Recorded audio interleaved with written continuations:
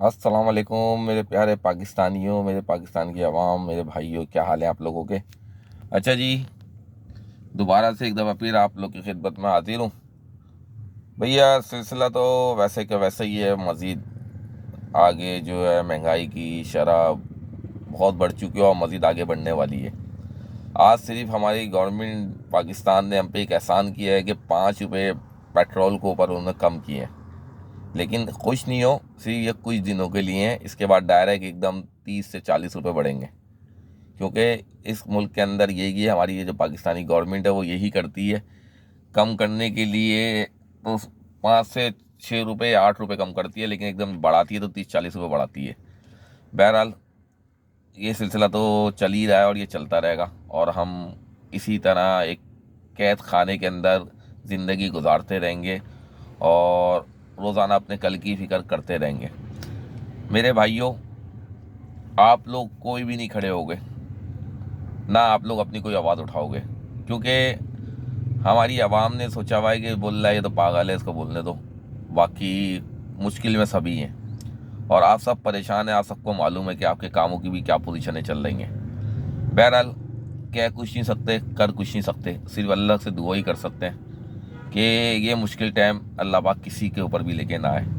آپ یقین جانیں بہت زیادہ پریشانی میں ہمارے بھائی، ہمارے دوست، ہمارے اس ملک میں رہنے والے جتنے بھی لوگ ہیں، بہت زیادہ پریشانی میں آتے جا رہے ہیں اور مزید ان کی پریشانی بڑھتی جا رہی ہے۔ اور جو کرائے پہ ہیں ان کا تو پوچھیں ہی مت، وہ بیچارے جس طریقے سے اپنی زندگی گزار رہے ہیں اور کس طریقے سے اپنے کرائے دے رہے ہیں، بجلی کے بل دے رہے ہیں، گیس کے بل دے رہے ہیں، یہ وہی جانتے ہیں۔ دیکھیں، پیٹ سب کے ساتھ لگا ہوا ہے، سب کے بچے ہیں۔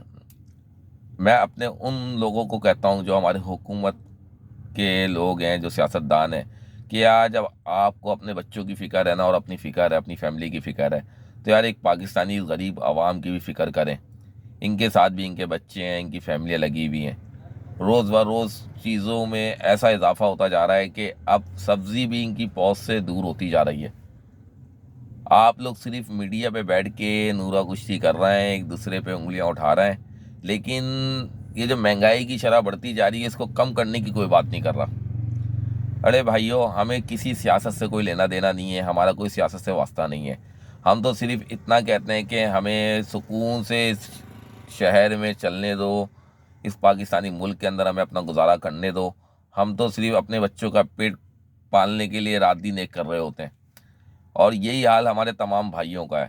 یار اس وقت وہ پوزیشن آ گئی ہے کہ اگر آپ باہر نکل کے دیکھیں نا تو آپ لوگ کو آئیڈیا ہو کہ کیا مارکیٹوں کا حال ہے، کیا خریدار ہیں اس پہ، اور اگر کوئی خریدار ہے بھی نا، وہ بیچارہ اگر کوئی چیز لینے آیا ناشتے کے لیے تو اس میں خالی وہ دودھ لینے کے بعد سوچ رہا ہوتا ہے کہ میں ڈبل روٹی کیسے لوں۔ اگر وہ پرچون کی دکان پہ آیا ہوا ہے آٹا لینے کے بعد وہ سوچ رہا ہوتا ہے میں دالیں کیسے لوں۔ یار اتنا مشکل حالات ہوتے جا رہے ہیں، اتنی مہنگائی بڑھتی جا رہی ہے، اور پھر میڈیا پہ بیٹھے ہوئے کچھ لوگ کہتے ہیں یہ تو ابھی مہنگائی کی شرح اور بڑھے گی۔ تو سوچیں آج جب وہ مہنگائی کی شرح اور بڑھے گی تو کیا حال ہونا ہے۔ اور آگے رمضان شریف آ رہا ہے، پوری دنیا میں رمضان المبارک کے اندر اماؤنٹ چیزوں پہ کم ہوتے ہیں، اور واحد ہمارا پاکستان جو ملک ہے اس کے اندر ایک دم اماؤنٹس کو بڑھا دیا جاتا ہے۔ میرے بھائیوں، آج آپ لوگ کے پاس ہے تو آپ لوگ گزارا کر رہے ہو، کل کا سوچو جب آپ لوگ کے پاس نہیں ہوگا، پھر آواز اٹھانے کا بھی کوئی فائدہ نہیں ہوگا۔ دن بدن مہنگائی ہوتی جا رہی ہے، کوئی پوچھنے والا نہیں ہے، اپنی لڑائیوں میں لگے ہوئے اور یہ لگے رہیں گے۔ اگر ان کو اس ملک کی فکر ہوتی نا تو اس ملک کے اندر یہ کاروبار بڑھاتے، فیکٹریاں بڑھاتے۔ آج کل یہ حال ہو گیا ہے کہ جہاں دیکھو ایک نیا بندہ یہ بتا رہا ہوتا ہے یار مجھے سیلری نہیں مل رہی، یا میری نوکری کے لالے پڑ گئے ہیں، ہو سکتا ہے میں 2 4 دن میں ہماری نوکری ختم ہو جائے۔ صرف یہی باتیں سننے کو مل رہی ہیں، کسی کے منہ سے کوئی اچھے الفاظ، اچھے معاملات سننے کو نہیں مل رہے۔ بہت مشکل ٹائم ہے، بہت مشکل وقت ہے۔ ایسا وقت میں نے اپنی لائف میں کبھی نہیں دیکھا جو اس وقت آیا ہوا ہے، کہ مہنگائی نے کمرے توڑ دیے ہیں ہمارے تمام بھائیوں کی، ہم سمیت مس سمیت۔ وہ حال ہوا ہے کہ آپ سوچ نہیں سکتے۔ میں تو آپ کی آواز بن کے آپ لوگ کے سامنے آ کے میڈیا پہ آواز بھی اٹھا رہا ہوں، لیکن میں اپنے ان تمام بھائیوں کو کہتا ہوں جو خاموش ہو کے بیٹھے ہوئے ہیں، ان کو کس کا خوف ہے یار، کس کی ٹینشن ہے، کس کا ڈر ہے؟ آپ اپنے لیے آواز نہیں اٹھا سکتے تو یار ایسی زندگی کا کیا فائدہ، جو آپ اپنے لیے کوئی بات نہیں کر سکتے، اپنے بیوی بچوں کے لیے کوئی بات نہیں کر سکتے. یا تو پھر آپ لوگ کے پاس ہے اس لیے آپ آواز نہیں اٹھا رہے. جن کے پاس نہیں ہے ان بیچاروں سے پوچھو ان پہ کیسی گزر رہی ہے. بہرحال جانتا ہر کوئی ہے، مانتا ہر کوئی ہے، لیکن اس وقت آواز اپنی نہیں اٹھا رہے تو یہ اور ان کا اللہ کا معاملہ ہے. باقی تو ہم اللہ پاک سے دعا کرتے ہیں یا اللہ پاک اس ملک کے حالات کو بہتر کر دے، اس مہنگائی کو ختم کر دے. بس اس مہنگائی سے بہت کمر ٹوٹتی جا رہی ہے. ہم تو اس پاکستانی گورنمنٹ سے کچھ مانگتے بھی نہیں ہیں. حالانکہ باہر ملکوں میں جب کوئی کرائسس آتا ہے تو ان کی گورنمنٹ اپنے لوگوں کو پیسے دیتی ہے، ان کا خرچہ برداشت کرتی ہے، ان کے اسکول کی فیسیں برداشت کرتی ہے. یہاں تو ہم کسی سے کچھ مانگتے نہیں ہیں، اپنا خود کماتے ہیں، خود کھاتے ہیں.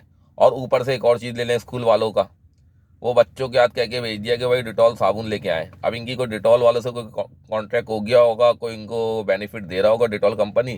اب انہوں نے لے کے ڈیٹول والوں کے اوپر ڈال دیا کہ بھائی جان ہر بچہ جو ہے نا صابن لے کے آئے گا ایک ایک. تو اب سوچیں یہ کیسی مارکیٹنگ کر رہا ہے. یا کھانے کو نہیں ہے، وہاں اسکول والوں کی ڈیمانڈیں ہیں. اب بچہ لے کے نہیں جاتا تو بچوں کو وہ باتیں سناتے ہیں، بچہ گلٹی فیل ہوتا ہے، بچہ آگے والدین کو بولتا ہے. اب والدین بیچارے کیا کریں، وہ چھوٹا سا صابن لینے بھی جاؤ نا تو 70 روپے کا صابن ہے، سب سے چھوٹا ڈیٹول سوپ. تو اب آپ بتائیں کہ کس طریقے کے معاملات ہیں. یہ اسکول والوں کو سمجھ نہیں آ رہا کہ والدین اپنی فیسیں نہیں دے پا رہے بچوں کے، آپ اس طرح کے کوئی نہ کوئی ایکٹیویٹی رکھ رہے ہیں جس سے کوئی بچوں کو فائدہ ہی نہیں ہے. اس سے کیا تعلق بچوں کا، ڈیٹول سوپ آپ منگا رہے ہیں. ارے بھائی جو بچے پڑھ رہے ہیں کہ والدین پڑھے لکھے ہیں، ان کو پتہ ہے اپنے بچوں کو کس طرح لے کے چلنا ہے. آپ یہ صابن ان سے منگوا رہے ہیں، اس کی کیا وجہ ہے آپ مجھے اتنا بتائیں. لیکن کوئی بولنے والا نہیں ہے، کوئی پوچھنے والا نہیں ہے. بہرحال اللہ پاک کے یہاں دیر ہے اندیر نہیں، اللہ ہی پوچھے گا ان لوگوں سے بھی جو ہر طرف سے کسی نہ کسی طریقے سے نوٹ کھینچنے میں لگے ہوئے ہیں، کسی نہ کسی سے طریقے سے کسی نہ کسی کی مارکیٹنگ کر رہا ہے، اس کا بینیفٹ وہ خود لے رہا ہے، بچوں کو بینیفٹ نہیں مل رہا. بہرحال اللہ سے دعا ہی کر سکتے ہیں کہ اللہ پاک اس ملک کے اندر ہم لوگوں پہ کرم کر تاکہ ہم اپنی سکون کی زندگی گزار سکیں. اسی کے ساتھ آپ لوگ سے اجازت چاہوں گا. پاکستان زندہ باد.